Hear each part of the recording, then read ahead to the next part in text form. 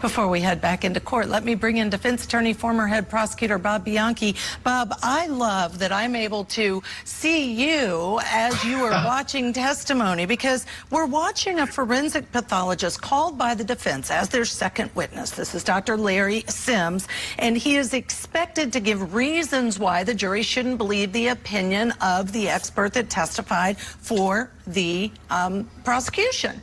What are your thoughts as he's beginning to lay out his testimony? Yes, I was being really animated and gyrating during the testimony, Judge. I forgot you got a screen right off there that you're watching. That's my secret. I'm in disbelief, okay? I know. I'm in disbelief. I, as a lawyer, just like in general, let's park the testimony for a minute. Let's park why you need this testimony for the defense in this case.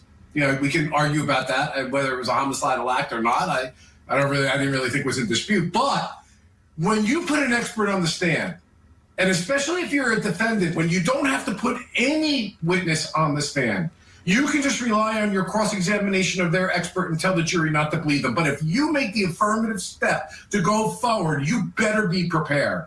And you could blow me off this chair, not even blow me, or hit me with the feather, whatever you call it, that the guy doesn't know the 5 categories as a forensic expert to call a death case and says, can I look at the book? I mean, honestly, as a prosecutor now, sitting here, which is kind of like where I'm at most of my career, having cross-examined many defense experts, my question becomes to myself, do I just let this go and not really go after him? Or do I just take out the knife and just start cutting this guy left and right and center and eviscerate him? And while you're, no pun intended, I don't obviously mean that in reality, I mean through your questions, and also let that stink of a bad witness attached to the defendant lawyer to say, this is what they present to you? They expect you to believe this witness? This guy who has to look at the book to tell you the 5 categories of death for a forensic expert? That's the quality of the testimony? It's an outrage you should completely disregard. In fact, you should go into that jury room and even come back faster than you would have with the guilty verdict to say that you're not going to stand for this kind of chicanery in a court of law. It was a bit, now maybe in the second part, I can go on and on about this, Judge. Where's the witness prep? I mean, either you discussed this with your expert and you went over, I'm going to go over the categories, and so you need to know them, right? And if there's a problem, you need to work that out ahead of time. Or let me give the lawyer the benefit of the doubt. They did witness prep and the witness just fell apart. Right. You have to know your expert. I have won more cases, Judge, because of their experts of the defense than my own witnesses. Right, and witnesses can get very nervous, so you prep them, and then you get into court and they do fall apart. But to your point, that was an excellent summation you made of what they could choose to say to the jury in closing instead of doing it via cross-examination. All right, stand by. No vehicles. Still with us, Attorney Bob Bianchi. Bob, weigh in if you would, please, sir, about the closing argument. You know, she starts by these quotes. The walls were closing in on Devin Michaels. She murdered Jonathan Willett. He had no clue this was coming, and this is first-degree murder.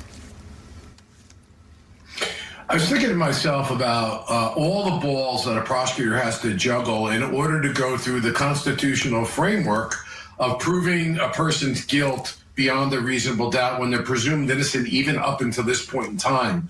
And she's trying to cover the defenses. That's why she went to passion provocation and second-degree manslaughter, because that seems to me legally where she's most concerned, the prosecutor, so she headed that directly. And then she's got to do the facts, and then she's got to be able to convince 12 people and hope that not one person may be influenced. So she's meticulously going over the law and explaining her idea of the facts and how they apply to the law and not to any lesser offense.